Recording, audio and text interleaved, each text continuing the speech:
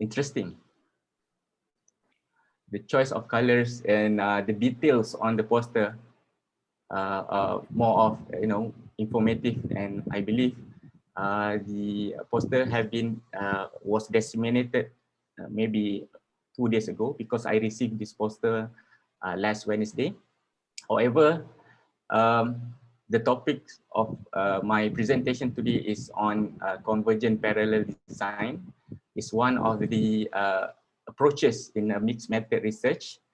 But before I proceed further with my presentation on convergent parallel design, I would like to share with all of you a bit what we call as the foundation of research.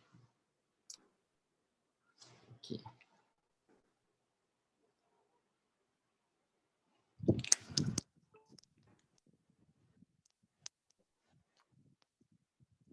Well, let me pull out the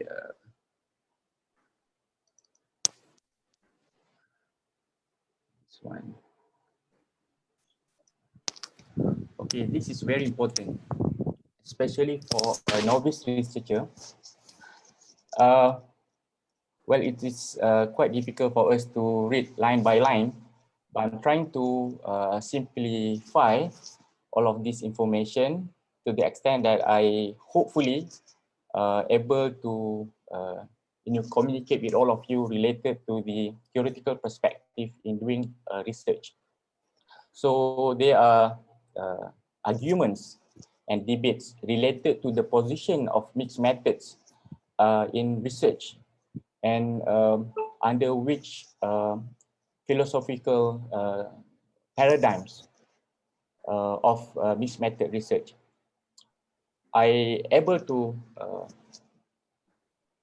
summarize in a form of table related to the position of mixed method research. So why is it so important for us to have our philosophical standpoints? Because this the whole idea of having these philosophical standpoints will create all of you in the future in terms of how will you behave, on how in the personality that you will develop as an academia later on. So we are talking about different types of theoretical perspective in research when we talk about positivism and post-positivism. So definitely when a researcher produce like a theory that guide and underpinning the research, it comes with the idea of their own philosophical belief. So most of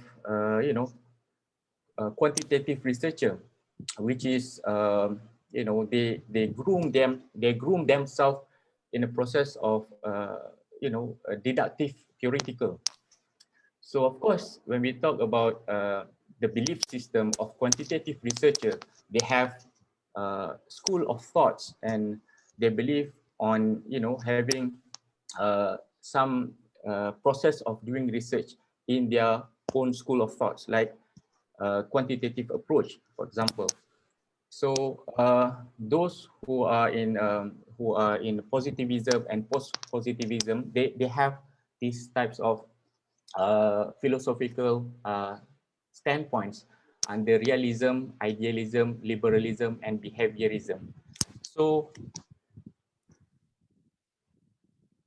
it is interestingly, I have been witnessing of some scholars who behave in some form of positivism, post-positivism, and some of them fall under radicalism based on their experience on doing research. And I'm not saying that mixed method researcher is trying to create a borderlines in terms of how you behave as a academia later on, but to some extent, the idea of becoming future academia, how the theoretical perspective and philosophical belief will create how your behavior and personality towards your, perhaps I would say, in intrinsic values, internal values that can create you as a future academic. So I want to perhaps share with all of you different types of theoretical perspective and positioning mixed methods in these types of tables, okay, the theoretical perspective summary sheets. So as I mentioned earlier, positivism and post-positivism were derived from philosophical standpoints of realism, idealism, and liberalism. And post-positivism fall under behaviorism. So in order to explain all of these uh, elements in theoretical perspective, you need to perhaps experience on doing the research. Then you will perhaps can spell out the feelings of being a group of positivism and post-positivism in your scholarly community. So when we talk about positivism, it's derived from classic scientific methods. Absolute objectivity means that 1 + 1 is equal to 2. So it is absolute truth. Okay? Then foundational to quantitative method. So this is strongly being imposed in quantitative methods. So we are talking about the epistemology behind of the positivism is objectivism. Knowledge is based upon verifiable claims. That means it comes in a form of something that is proven by tangible evidence like numbers.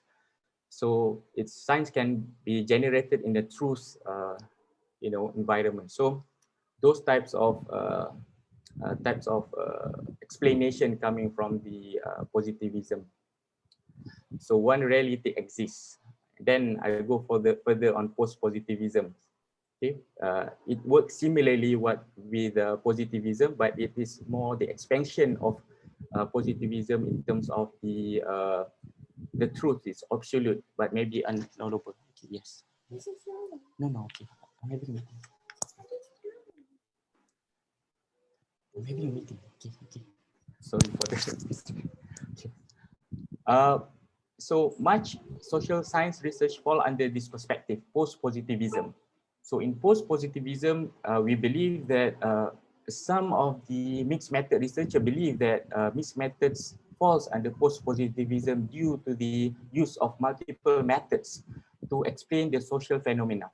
However, there are also some arguments related to the depthness of the study, related to the qualitative approach in mixed method research. Therefore, it comes to the borderlines between these two theoretical perspectives, positivism and post-positivism. I'll go further on the uh, constructionism and those types of qualitative theoretical perspectives after this. So basically, in quantitative research, the way on how a researcher conduct the research is more of deductive approach. So deductive approach meaning that you stated clearly the variables that include in your study. So the variable is there. The investigation of the variable is based on the theoretical framework that being published in scholarly works. So you maneuver your research based on the existing variables. Now I would like to proceed further with qualitative theoretical perspective. For example, we have social constructionism. So one form of interpretivism and constructivism, one form of interpretivism. So perhaps I can simply summarize in this way where the reality is perhaps constructed from various aspects. We know that human being is very unique.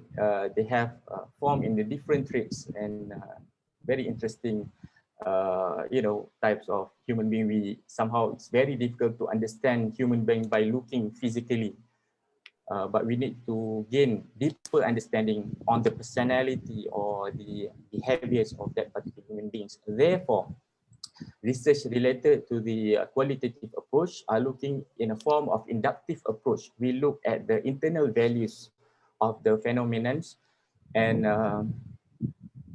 some of the research, qualitative research that falls under social constructionism is ethnography study, phenomenology, and case study as well. So it's a way of how research being conducted to interpret the experience and the meaning making process of our informants or the group of people who experience that kind of situation. I somehow received someone raise up. And can you change the slide? The slides? It's still on the first. On the first slide. Okay, Yes. okay, hold on. Yes, yes, bro. Can you see this? Yes. Yes. Just now, was it the same slide that I showed? No. No. Okay. Okay, thank you, Dr. Oti, for the thank you for the notification. So by the way, I have explained to this part of the discussion of the theoretical perspective. So when we talk about qualitative approach, we emphasize on understanding the meaning making process and the experience of our informant. So I've explained to interpretivism, so theoretical perspective. So okay, let me pull out this next slide. Okay, now can you see this slide?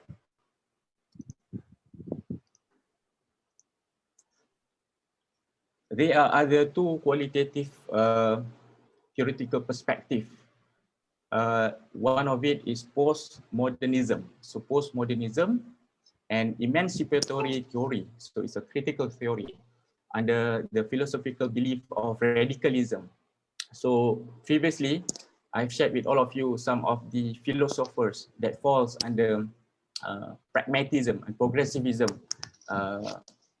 groups of philosophy. One of them, John Dewey. If you able to read the books by Democracy and Education, you can find this book on how he believed that the human being is a form of is a progressive, meaning that we need to understand that human being is able to develop talents and reach their ongoing growth, right? So I would like to continue further on the postmodernism. So it's about a study about language and image and the system of science that governs them. Some of the books that I showed over here are banned in some countries, and because of the contents that is quite radical in terms of how the contents of the book will shape the mindset of the people and the community into the use of knowledge by having the knowledge and the power play among the kind of political influence. So I would like to explain some of the epistemology behind the idea of postmodernism. It is more of subjectivism, which is no absolute truth. Everyone, for example, by Michel Foucault book, Discipline and Punish, he explained about the experience of the prisoners, the penalized system in prison, on how the distress and the marginalization of the human beings in the experience of those prisons. So if we read that book, it contains a lot of some of the impose of belief system to the understand of how we should celebrate the diversity of the human beings. So there are multiple truths in postmodernism. And also known as critical theory, the emancipatory theory is more of radicalism movement on power relationship. We are talking about how the grassroots of that particular nation reacts upon some of the regime of the government. For example, back in Benazir Bhutto book on reconciliation, we are talking perhaps in the last, before the death of Benazir Bhutto back in 2006, if I'm not mistaken, was the movement of the feminism is quite controversial in Pakistan. Also, the books published by Paulo Freire in Pedagogy of the Oppressed, where the equal opportunities of the some of the people in Brazil, they have been pushed to exclude by the government to gain knowledge. So those types of social activist approach and how they empower the community and the people in their nation to possess a certain amount of equal treatment and justice in their country. So of course, when we talk about these two types of theoretical perspective on postmodernism and critical theory, we are talking about the multiple realities, multiple truths. We cannot simplify looking at only one solution. We need to understand that the research that we are doing in the form of postmodernism and critical theory shaped by only one reality. So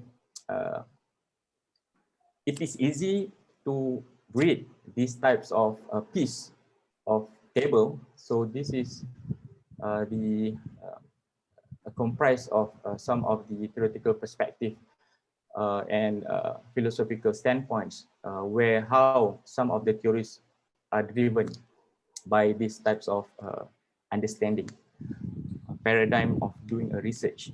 Okay. Now let's go to the content that I want to deliver today. Actually, I started with some of the quite difficult information for all of you to grasp at this point. But by the way, it's okay. Okay, so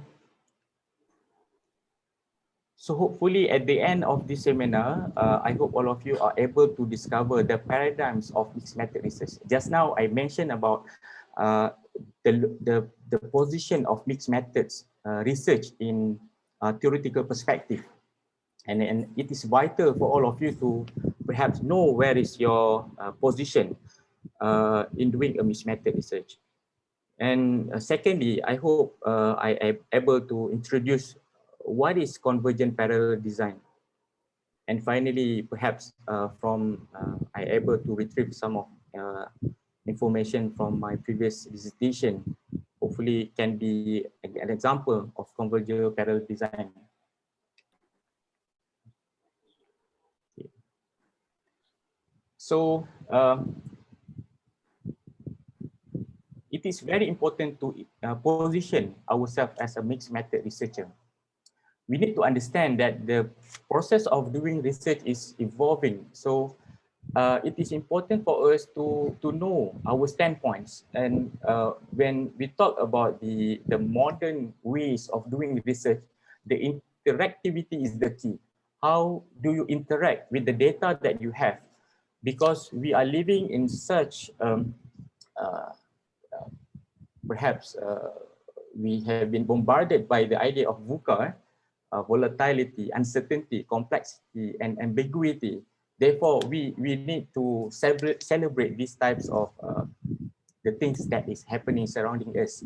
And we are thinking about the data, the big data that we have through machine learning, for example. All those data in a numerical form, how can we perhaps interact those types of data in the form of understanding human beings? How can we utilize that data on how to discover what is the real truth behind understanding the human being self-belief. So in doing mixed method researches, we need to ready on contemplating rigorous data that we have. And totally, I am perhaps believe all of you have been exposed to numerous types of analytical tools in SPSS. And we are talking about qualitative data in a form of narrative can be studied in the form of pattern, uh, pattern and text analysis. And of course, we are talking about optimizing the technology. We have the technology to carry out different forms of research, and of course, meeting the needs of the VUCA research issues. Of course, definitely, we totally understand that the world is moving very fast, and we are talking about having a different phenomenon, and we are talking about different issues hampered our society, our community, and in any layers of issues related to the higher education, for example. As a mixed method researcher, it's very important for you to be open on ways of people doing research. Discourse is good. Discourse is beyond discussion. When you have arguments, when you have some perhaps something that is beyond discussion. You may have arguments, you may have debates. However, you need to be open as a mixed method researcher. And of course, we believe that mixed method research have been imposed as a culture in scholarly works. It is undeniable that most of the researchers are striving for, preparing for a research grant publication, for example. They want to look at the complexity of how students or researchers doing their research and publish their article. So the idea of praxis, how we can impose mixed method culture in scholarly work is one of the, you need to understand the position when you are requested to develop a proposal for research grant. The evaluator and the examiner of that particular research grant will look at the complexity on how you will conduct the study, and mixed methods will be one of the options that you can think of. So combining two sets of data. By the way, how long do I have to present my for this session? I hope I can finish it in perhaps another half an hour. So combining two sets of data, we have both different types of theoretical perspective in a numerical forms. And on the other hand, 1 + 1 is equal to 11, right? On the qualitative sides of understanding the data, the narrative, and the meaning-making process by the informants. And how can we combine these two sets of data in a single study? So these are something trigger, interest among scholars on how we can perhaps integrate. The keyword here is integrate when it comes to mixed method research.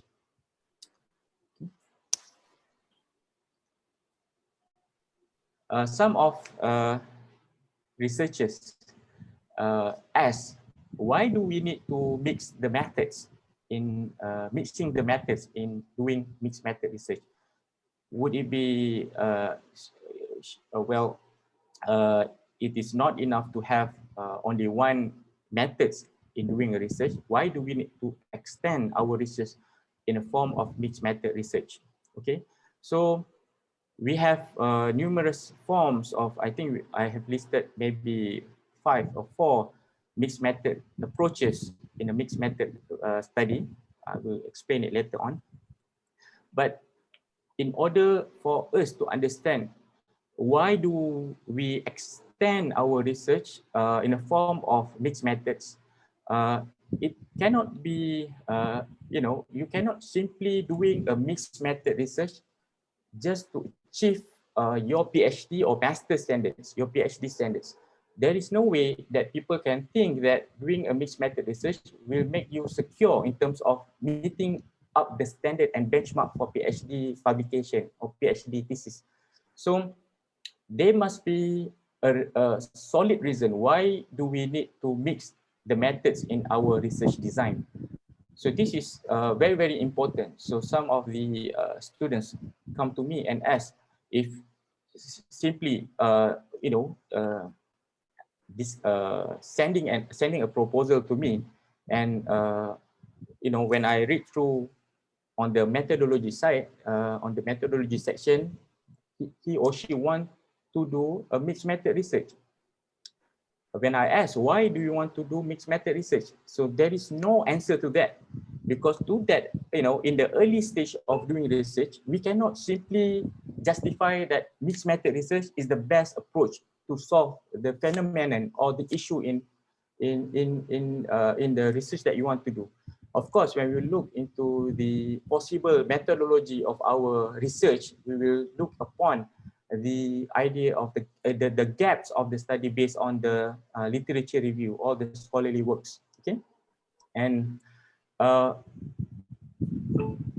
will show you why I did my dissertation in mixed method design in convergent parallel design after this. So I pulled out this diagram from Creswell in 2008 on how he defined the process of mixed method research.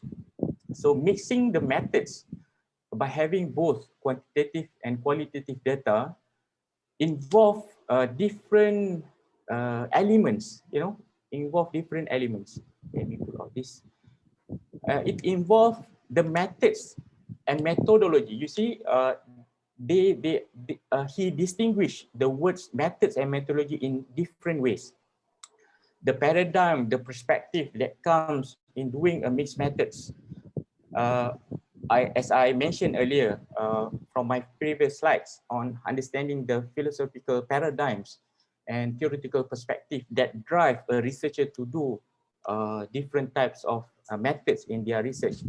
So possibility of doing the mixed methods research for, to comprehend the idea of, to propose designs, to propose design. Back then in 2008, to propose a design in a mixed methods was quite, intrigued to some researchers. So, this is very important for you to positioning yourself. You need to come up with strong justification. Why do you need to do a mixed method research? Okay, so I think after this I have a video, right? Okay, so this was one of the reasons that I decided to do mixed method research. When I involved in this research project, I believe the teachers, especially in the states where I obtained my degree, they have this issue back then in 2014. Okay.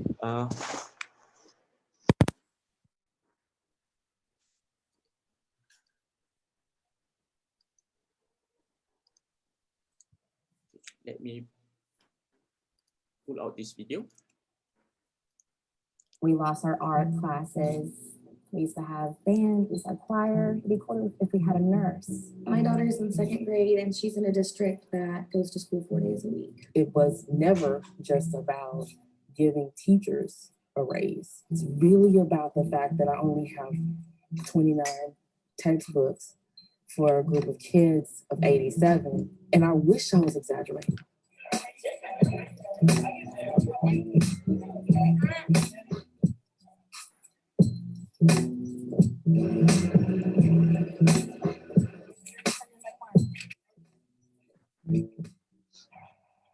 Typical day for me would probably be waking up around 6:15.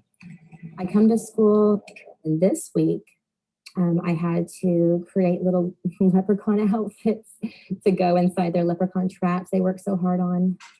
They did a bunch of critical thinking in order to make those traps. I told them they have to write free gold inside or at least put something shiny. I was up till 1 o'clock in the morning making those. And, my day is supposed to end at 4:15, but there's no way it ever ends at 4:15. There has been very deep cuts made to education funding for 10 years in a row. And we have lost 28% of our education funding. I mean, our student enrollment has gone up and we're given less. So it doesn't make sense. We only have 2 middle school teachers returning. And I know 2 are going out of state and they've been teaching for more than 20 years.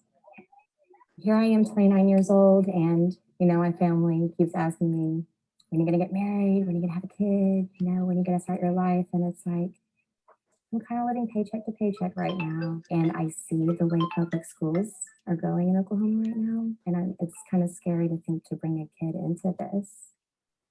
Yes, my alarm goes off at 5:30 on Wednesday morning. Take my daughter to her grandparents so they can take her to school for me on Wednesdays. Okay. Bye. And then head here to work. That's actually dominant. So most people have at least a little bit of a dip in their shift. See ya. As soon as school is over, I pack my things and head to the other side of Oklahoma City, where I work until about 2 a.m. as an emergency veterinary technician. She is a professor. Yeah, I'm hoping my students are kind to me in the morning.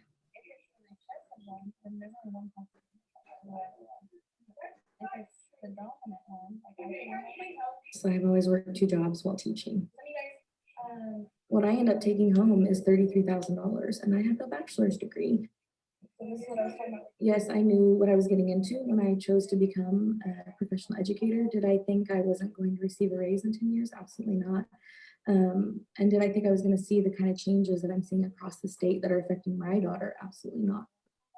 I don't want her to go to school 4 days a week. I want her to go 5 days, like my students do. I'm here for the right reasons. I love my kids. I love my job. I'm passionate about the content that I teach. If I leave, who's left? Average day is going to start anywhere around 6:30, 7 o'clock in the morning. Come in and run all day long with my kiddos. I have court in the evening, so municipal court is kind of like night court. I've practiced law for 15 years before entering the classroom. I always respected the field, and I never looked at how much educators were actually paid. It never dawned on me that it wasn't sustainable income, and it wasn't basically a livable wage for a family. And so it's made me have to stay in the courtroom. But it's just always been a passion of mine to work with kids and to interact with kids. All the children in the class. My classroom is extremely spacious, which for me is a good thing, but it comes at a price. It's because our school building is short on the amount of teachers that we have in the building. Before, this space was actually 2 classrooms. We're having to figure out, how do we make a teacher who's traditionally an English teacher, maybe an English teacher, and they may have to teach maybe 1 math class. 1 grade level went without a 4th grade teacher and without a 5th grade teacher. And so now you're looking at 2 school years of not having a full-time classroom teacher. I want you to make sure. And so I'm in the 8th grade teaching kids who literally read on the 2nd grade level because they've missed gaps.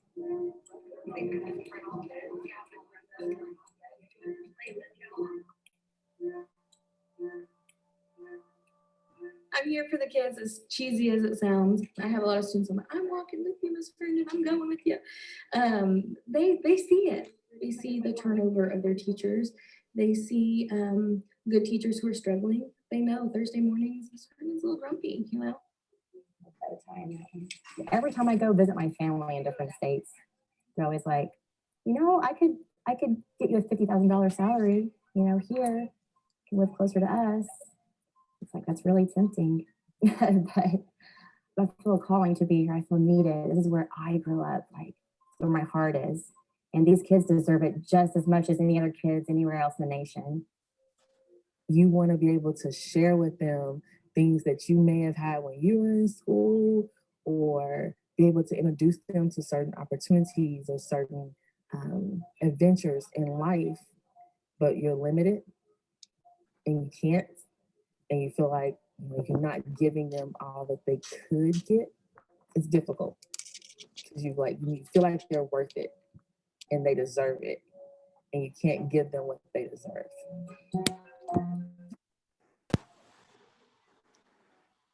Okay, guys.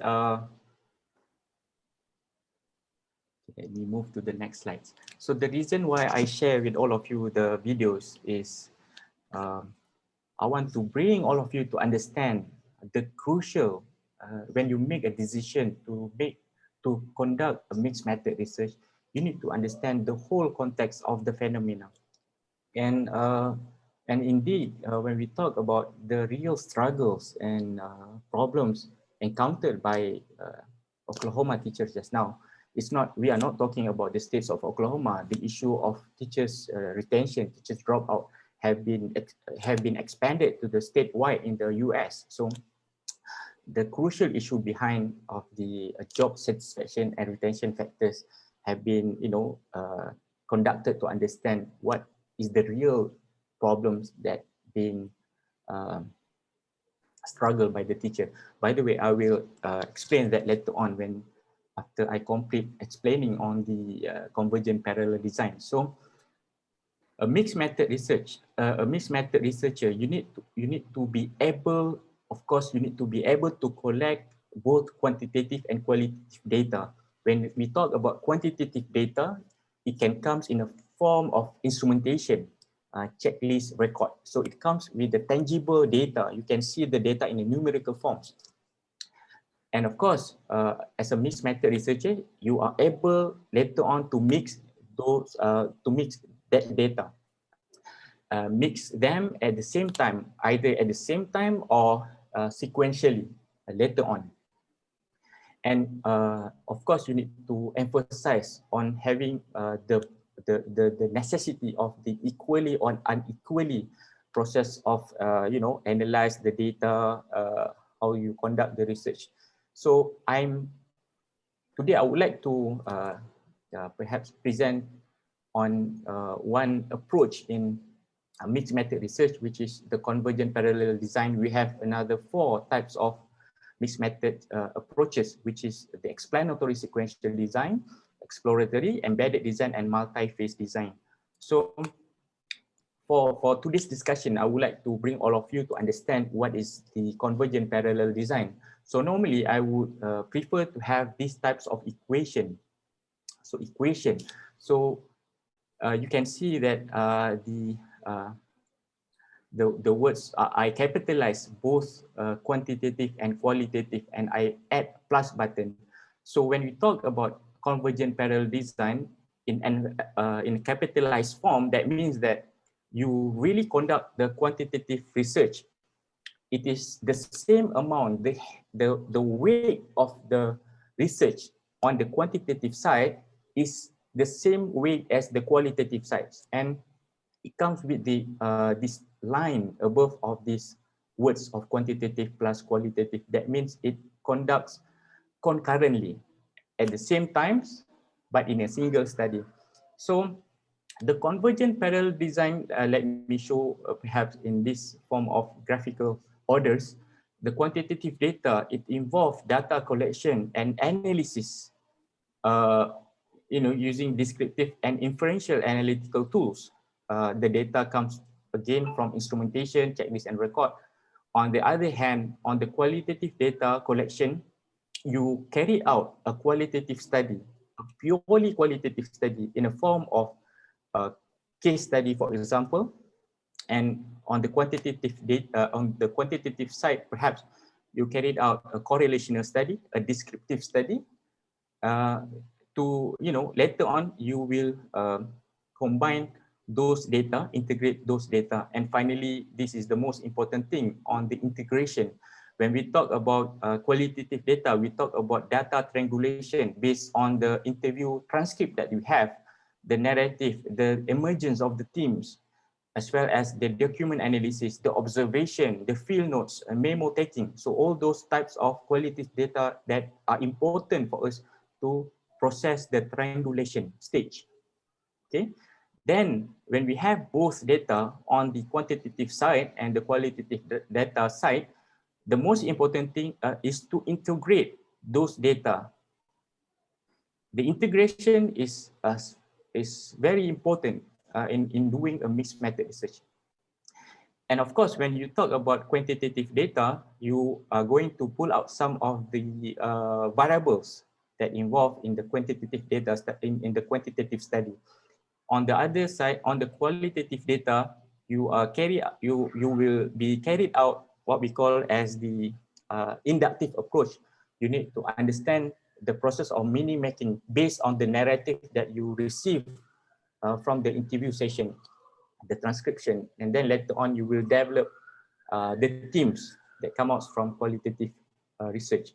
And those findings coming from both methods will further go for integration process. Okay. So convergent parallel design, where is the position of convergent parallel design in a theoretical perspective? Again, when we draw the borderline between quantitative approach and qualitative approach, we are talking about the borderlines, the lines of mixed method research is between the deductive and inductive deductive reasoning.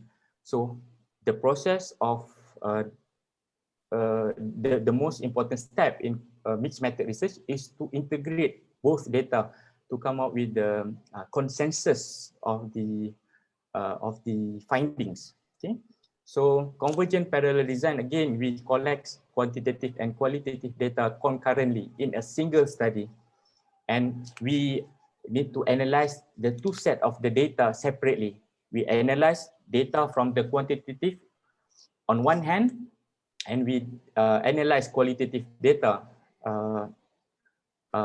in a different setting. For example, then later on, it's very important for us to integrate both findings and mixes the two databases by merging the result during interpretation. And this sometimes can be done during data analysis.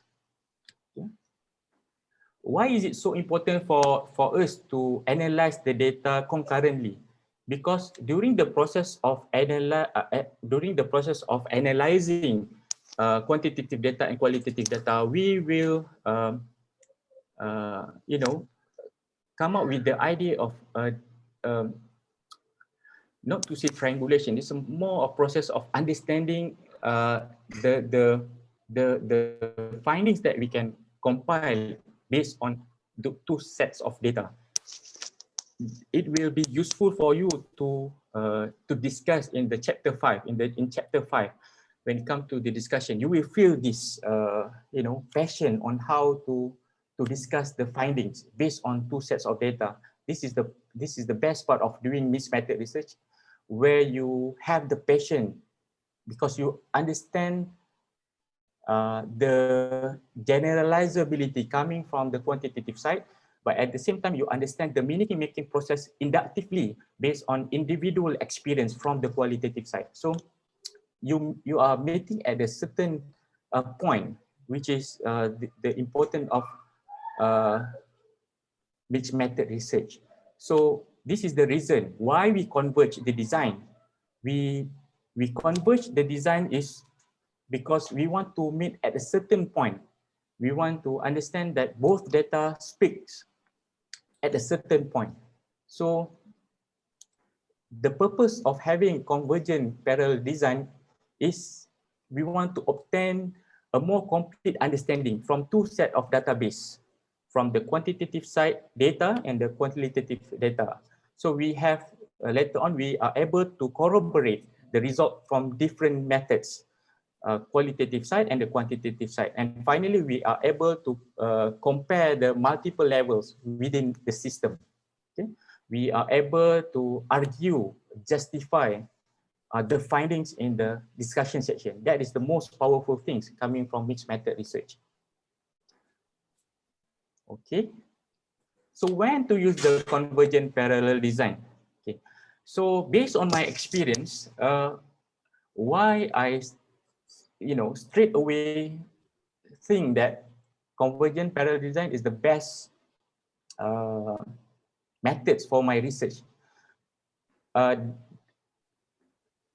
you know, this is something, this will trigger you when you understand the phenomenon, when you understand in and out of the issues in your research, then it will trigger your interest on selected mixed method approach. So you need to understand when the convergent parallel design can be used in your whole methodology of your research.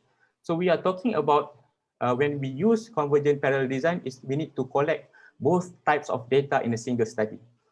And both types of data have equal value for understanding the phenomena or the research problems.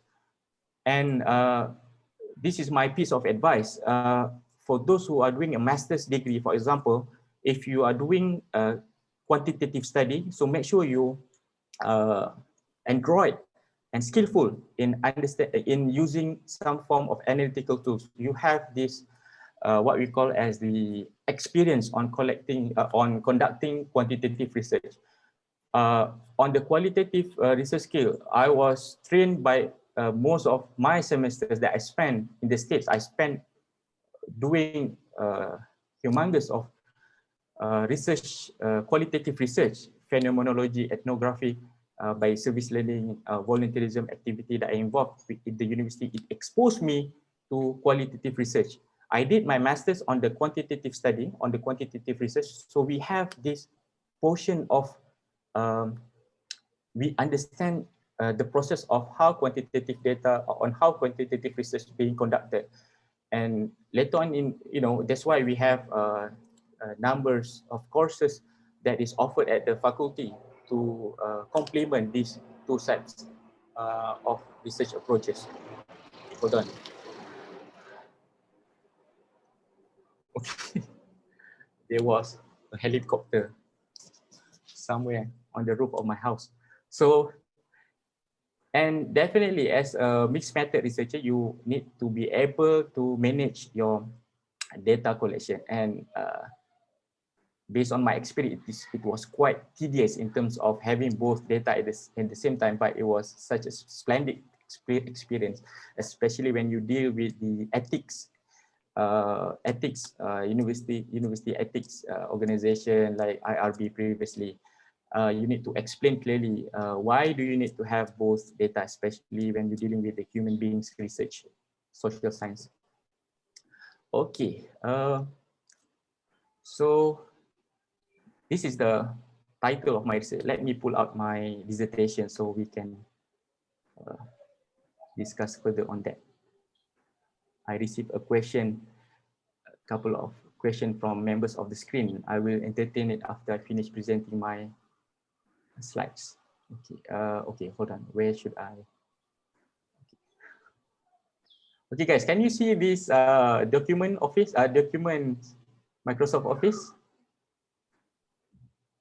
Yeah, Doctor.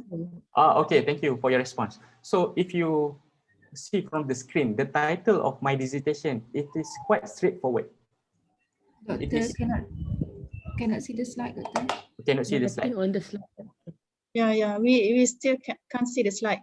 Okay, it is not slide, it's supposedly an office document file. Nothing appear, Doctor. Nothing appear. Okay, thank you. I need that information. Okay, hold on. Okay.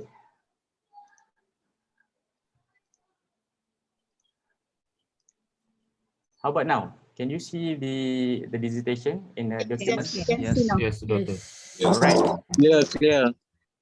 So this is the title of my dissertation. It is straightforward.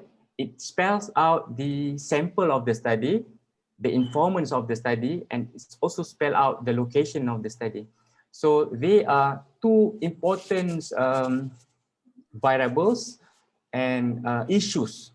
No, when we talk about variables, we are going to align to quantitative research. But in this case, I spell out the issues related to the issue of teachers, dropout teachers, dissatisfaction among career switchers. Career switchers is like, I couldn't remember her name in the video.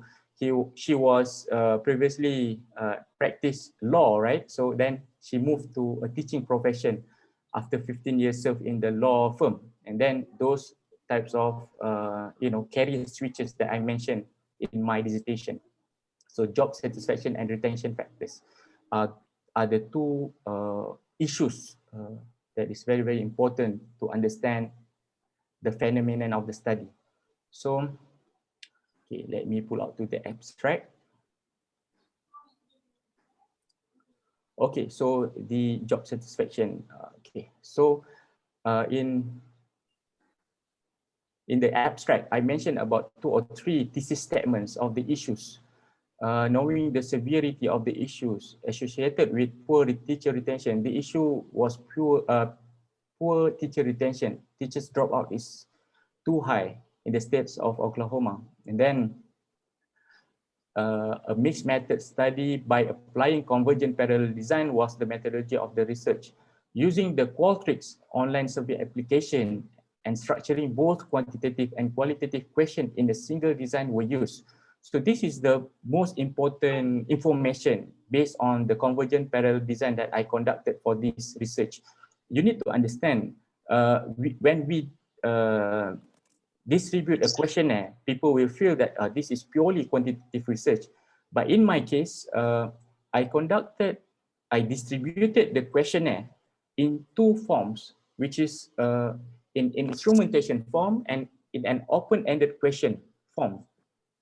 However, we believe that don't get confused with these 2 approach. First is mixed technique. Mixed technique is you use a portion of a qualitative or quantitative approach in a single design. You just use small approach. That means if you have like 5 section of variables in your questionnaire, 5 section of section in your instrument related to the selected variables, and you only have 2 open-ended questions, that cannot be counted as a mixed method research. Okay. To do a mixed method research, you need to have this equilibrium. You have this understanding of the what we call as the balance on both methodologies. In my case, I have 2 sections of the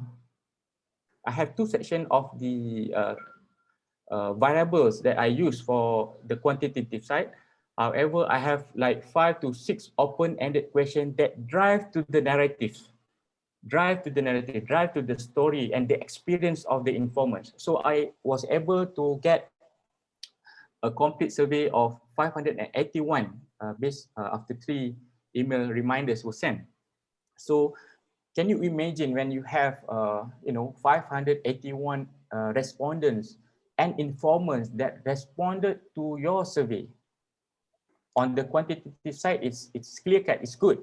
And then you have a collection of the narrative from 581 respondents in a single study. So it comes out with humongous set of data, large amount of narrative, the stories behind of the phenomenon. So this is the powerful, kind of approach in convergent parallel design in a single study. And then later on, I had to filter the instrumentation to those who carry switches. Carry switches is a sample that I use for the study. So it's come up with 272. So on the quantitative side, I conducted multiple linear regression to indicate the 5 factors with the carrier switches retention plan. So it's this is the factors that is involved: salary, teaching resources, teaching support, motivation, teacher job satisfaction. And on the qualitative side, there were 3 themes that emerged on the qualitative findings: on passionate in making a difference of students, teaching as a compassionate job, and teaching as a chosen occupation. So the process of integration between the qualitative data and the quantitative data were discussed in the discussion section, chapter 5. So we are talking about intrinsic and intrinsic values, intrinsic and extrinsic values. Data integration from the convergent parallel design describe the interrelationship between quantitative and qualitative outcomes, compose the overall reason for carrier switchers' decision to remain in teaching. So this is pretty much about the story behind of my research back then. I would like to share with all of you finally on the how we formulate the research objective and research question for convergent parallel design research. Okay.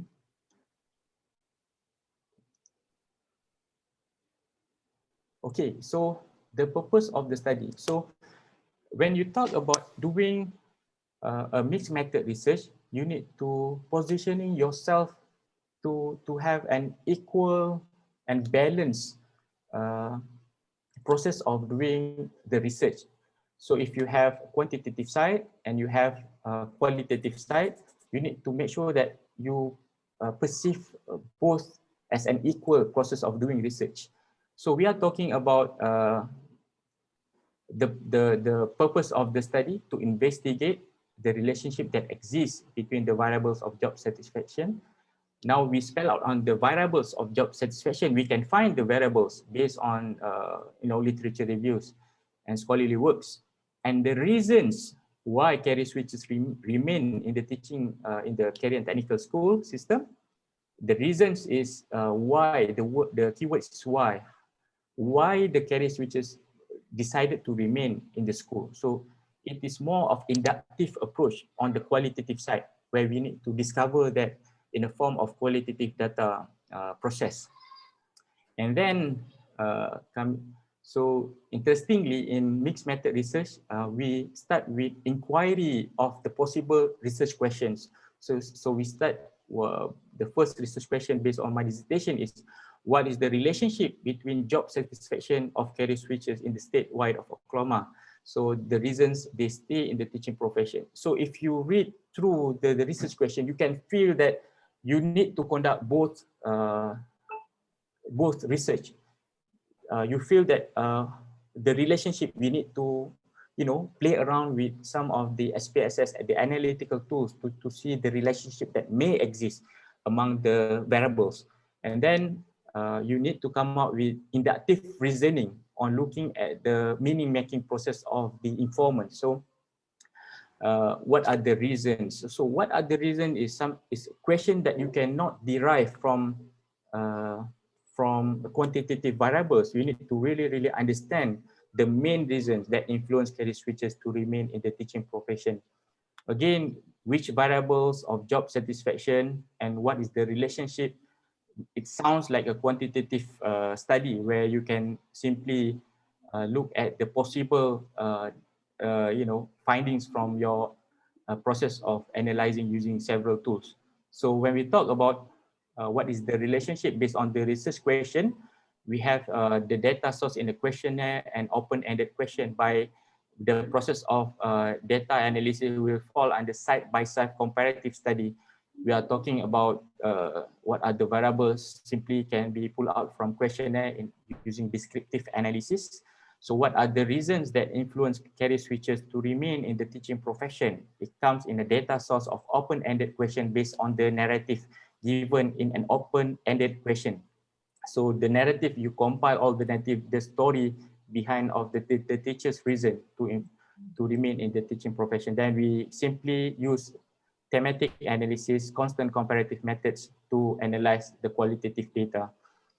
And on the fourth research question, again, we use questionnaire. We can simply get, the predictive variables that influence teacher to remain in the teaching profession. I come up with the multiple linear regression.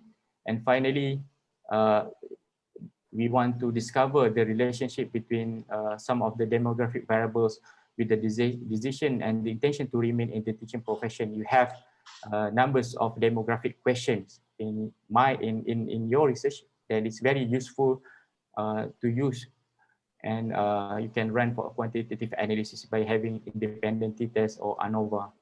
So I don't want to read throughout my dissertation. Perhaps this is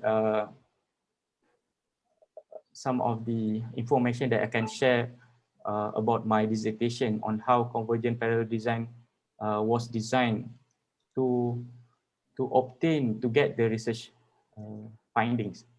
Okay, let me pull out again the slides.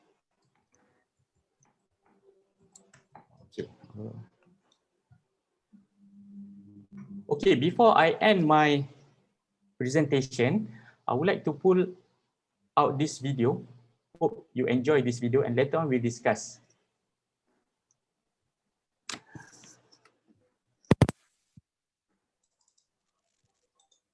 I repeat, we are under attack.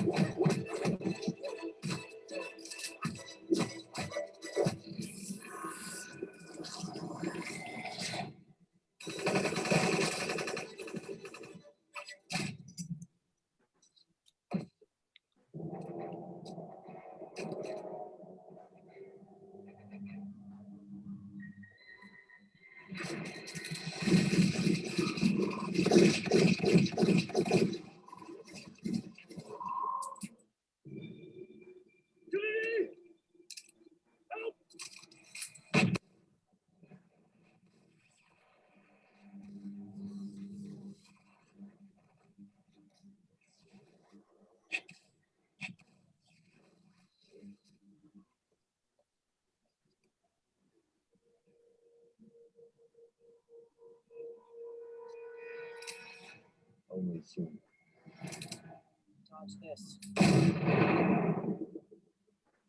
Okay, guys, so perhaps all of you can share your opinions. Why do I share this video to all of you?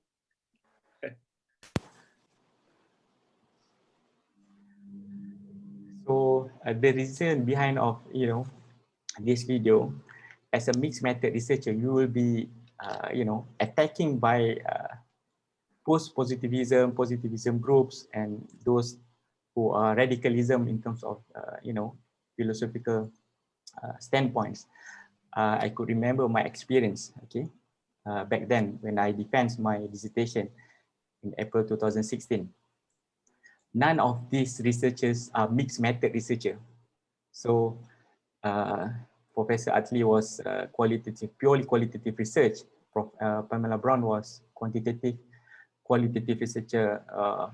Dr. Kailin was quantitative researcher. This is my advisor, purely qualitative researcher. So, when you do something that is different than some of our senior researchers, you will be attacking severely in your Viva presentation, believe me. But it was a tremendous experience where you learn so much doing a mixed method research. And don't put yourself thinking that doing a mixed method research will delay your study. I was able to graduate on time for 4 years.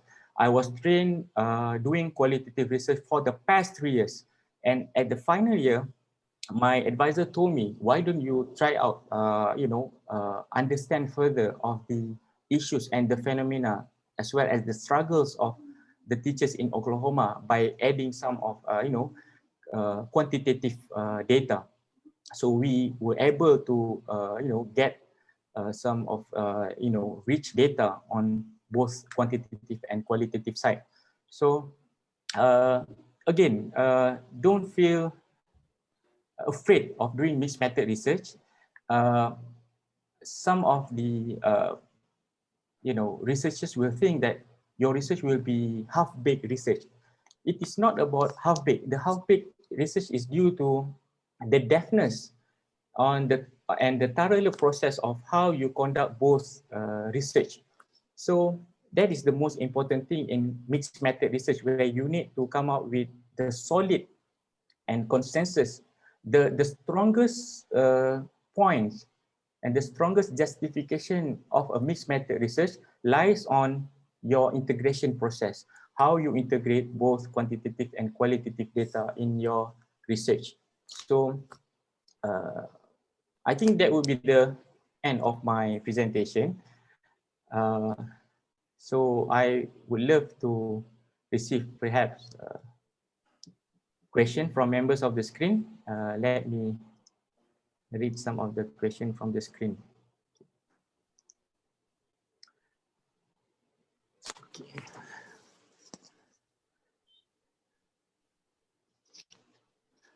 I have a question. The convergent design and the convergent parallelism, what make them different? Oh, okay, sorry. The convergent design and convergent parallel design are the same. I just, when you talk about convergent parallel design and convergent design, it's about the same, where you conduct both quantitative and qualitative research concurrently in a single study. Okay.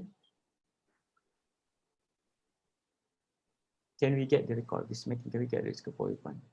This Viva, how Viva looks like, daughter. Okay. Okay, so.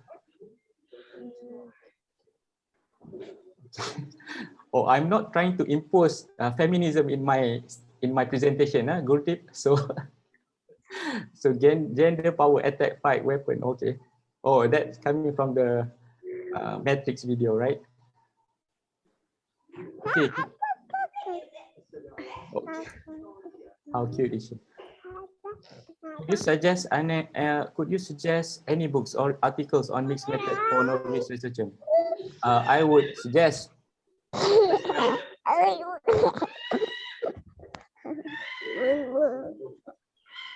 Okay, I'm listening to. Okay, thank you. Babies. Okay, so I would suggest. Okay, let me pull out a few resources. I think it's good for a novice researcher. I think spend significant times of reading these types of books. Then you will feel that it will intrigue your passion in the field and the phenomena in your study. That's very, very important. Like you can find Pedagogy of the Oppressed, Paulo Freire, when we talk about the depression and isolation of some groups of people, the marginalized group of people. So it will bring you to understand the deeper understanding of qualitative research design. When we talk about feminist study like Benazir Bhutto, we are talking about Maxine Green. Maxine Green, The Passionate Mind of Maxine Green by William F. Pinner. If you able to find this book, please read this book. It will generate your inquiry process on the qualitative side. So that is very, very important. When you talk about pragmatism, progressivism, especially in technical and vocational education training, TVET, career and technical education, where we are looking at the human being as we believe that they have able to progressively improve their talents and skill. So progressivism plays on that particular, shift. And then you can perhaps, sequentially, when you have read these types of books, you can go further on readings, Creswell and Plano books on designing and conducting mixed method research. Let me pull out the.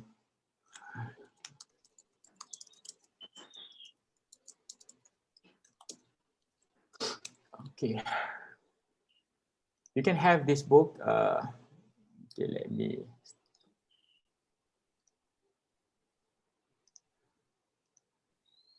This is one of the versions, the third edition of Designing and Conducting Mixed Method Research by Creswell and Plano Clark. So I have the green books, the books on the second edition. Yeah, I think I have this. Where's this book? But I think this is the recent one, the third edition. You can get this book either by paperback or ebooks. Okay, coming back to other questions. Okay, 55539. What do you mean by balancing both quantitative or qualitative part? Okay, what do I mean by having a balanced approach? Here is you need to really analyze the quantitative data. You need to have this equal approach of both sides of methods.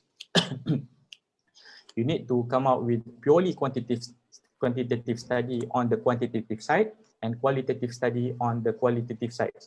If you are talking about having interview session, you conduct interview session for the qualitative side. You need to, obtain the narrative and the meaning making process from the informants. Okay, we are talking about the inductive approach then.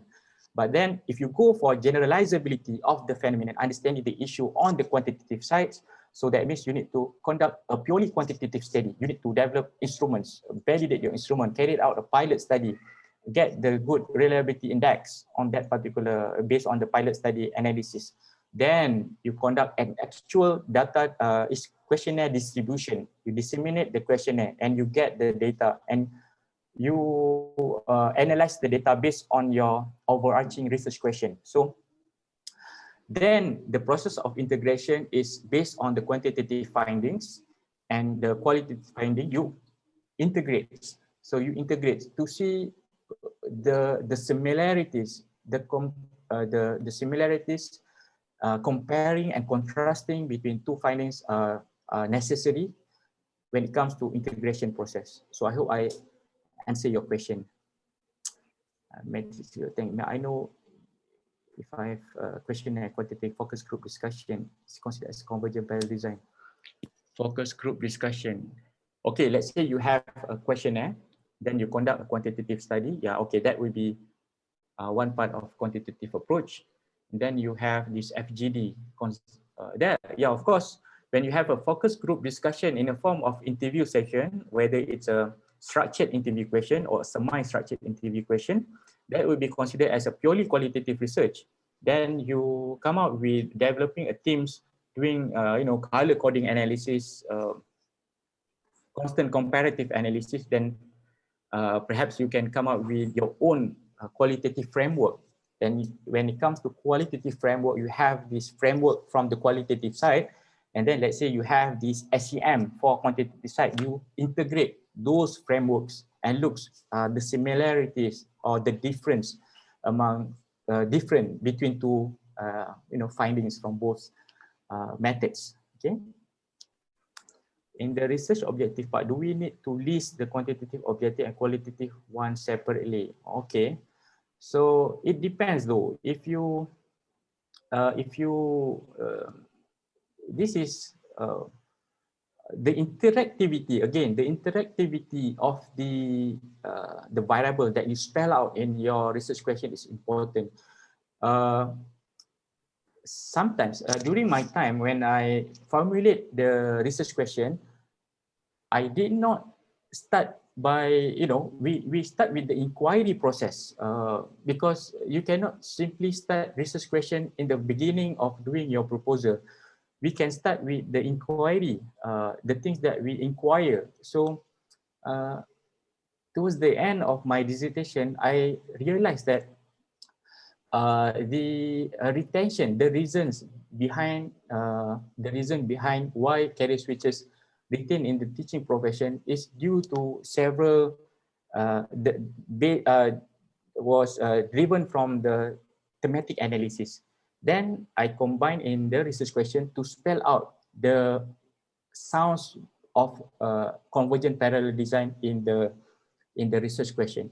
If you read Creswell and Plano Club book, they provide a sample of study related to each of the mixed method approaches. Okay, so you can see how they formulate the research question, how they formulate the research objective in different mixed method designs. Okay, I received a question from Cikgu Mida. How you balance the weight of qualitative and quantitative sample in your research? Okay, this is a very good question. The weightage of the qualitative and quantitative side is depending upon on your, you will feel it. How can I describe this in words? You will feel based on the phenomenon, and you will look upon the crux of doing the research.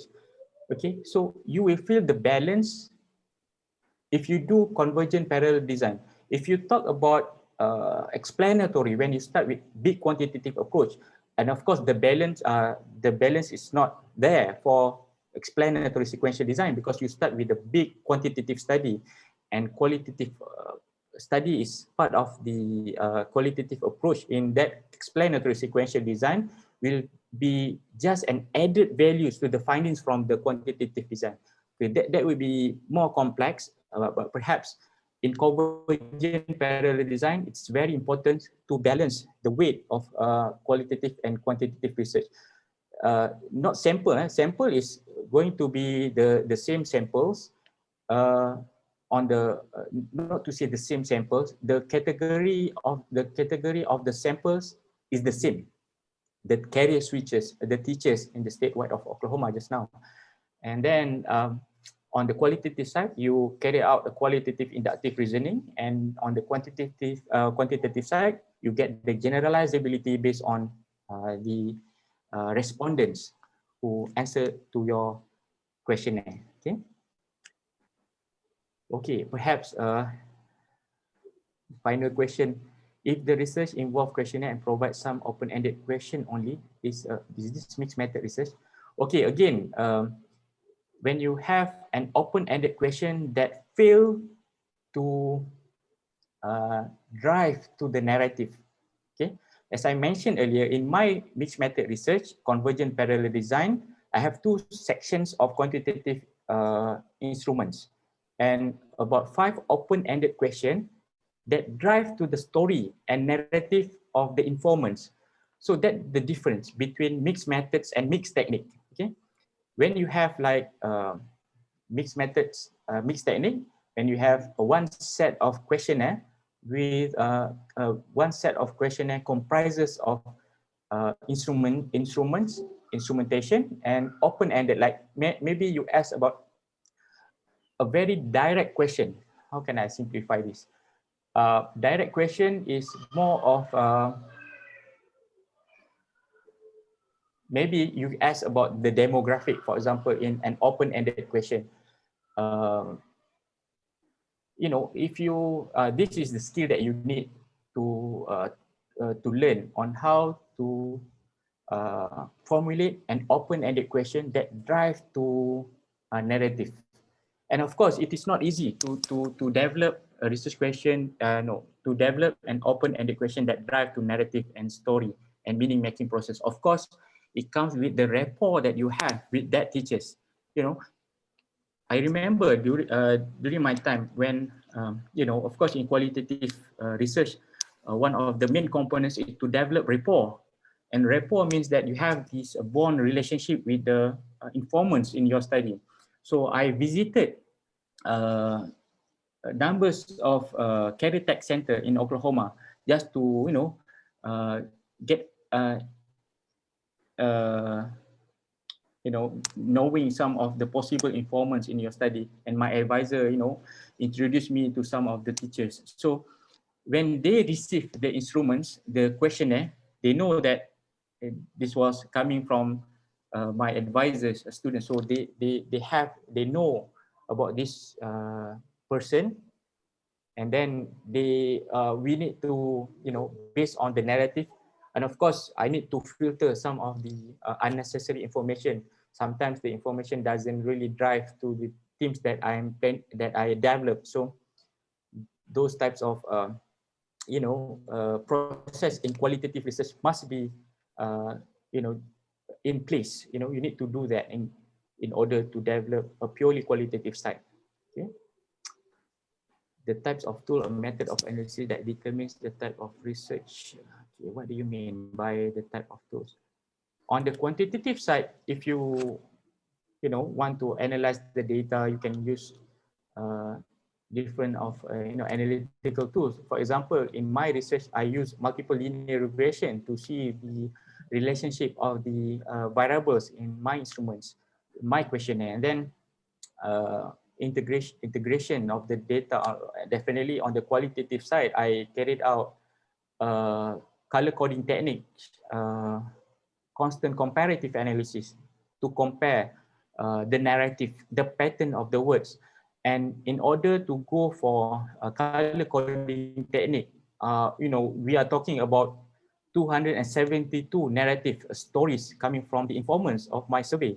So how can you filter this information? So I'm using word cloud to filter the possible patterns that words, the possible patterns of word that emerge from 272 informants in my research. So the filtration process is very important when you have a huge set of qualitative data.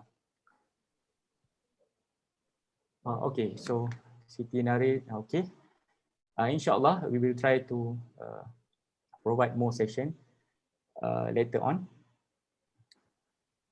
So I hopefully I able to share with all of you some of the what we say approach in mixed method research, and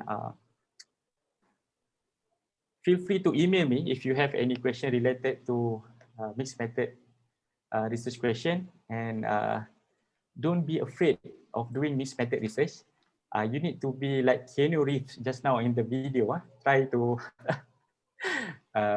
what we call replicate Keanu Reeves during your Viva presentation.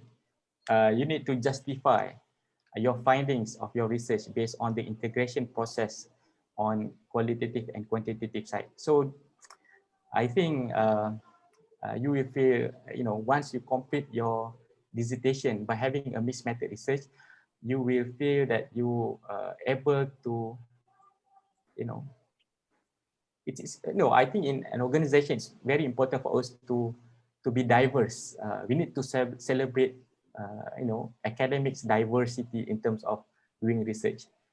And when you have these, standpoints, you feel that both quantitative and qualitative data are important in doing a research. So you have this kind of a borderlands and perspective, to celebrate both type of research. Okay, so Prof, could you share to this record? I don't have I'm not hosting this, so perhaps later on you can talk with the organizer. All right, that will be the end. I wish all of you the very best. Professor, Assalamualaikum. I have a request. Okay, yes, please. Can we get this video on your YouTube channel? On YouTube channel, okay. Please communicate that with the organizer. Okay. Okay, thank you. And next is we will wait for your next session very soon. My next session. Yeah. Subhanallah, this is my first session. So, okay. If inshallah, if I have more time, I would more than happy to share on perhaps on the explanatory sequential design or exploratory. It depends. Inshallah. Okay, thank you. Okay. I received one more question from Ashraf. Let's say I have 500 questionnaire to deliver. Then each questionnaire has 15 open-ended questions. So, okay, this is one of the good questions that I received today. So, well, please be reasonable when you do mixed method research. I know when you do a mixed method research, you will fall into a trap of what we call as overwhelming. So, you feel you are putting yourself too much passionate to understand, to get the solutions. And again, when you putting yourself, positioning yourself in the theoretical perspective that driven by the philosophical grounds, you need to be realistic, and of course, at the stage, as a student, doing a mixed method research is, you're putting yourself in a bit risk, but you will feel enjoyment after completing mixed method research. This is the thing that I discover from my experience. Okay, so please be reasonable. So if you have in a single instrument with 15 open-ended questions that you want your informants or your participant respondent to respond to your questionnaire, that would be too much for them. And that's the thing, to develop an open-ended question that drive to narrative, that drive to the story and meaning-making process, very crucial in mixed method research. Okay. Okay. All right. So I think that's all for my presentation. Pak Is, terima kasih Pak Is. Okay. All right, so let's inshallah adjourn our session. Perhaps we can have another session after this. with tasbih kifarah and suratul wal asr, subhanakallahumma wa bihamdika asyhadu an la ilaha illa anta astaghfiruka wa atubu ilaik. Wal asr innal insana lafi khusr illa allazina amanu wa amilus solihat wa tawasaw bil haqqi wa tawasaw bis sabr. Assalamualaikum warahmatullahi taala wabarakatuh, and have a good rest of the day. Thank you. Salam. Thanks a lot, Dr. You're welcome. Thank you, Doctor. You're welcome. Thank you so much, Doctor.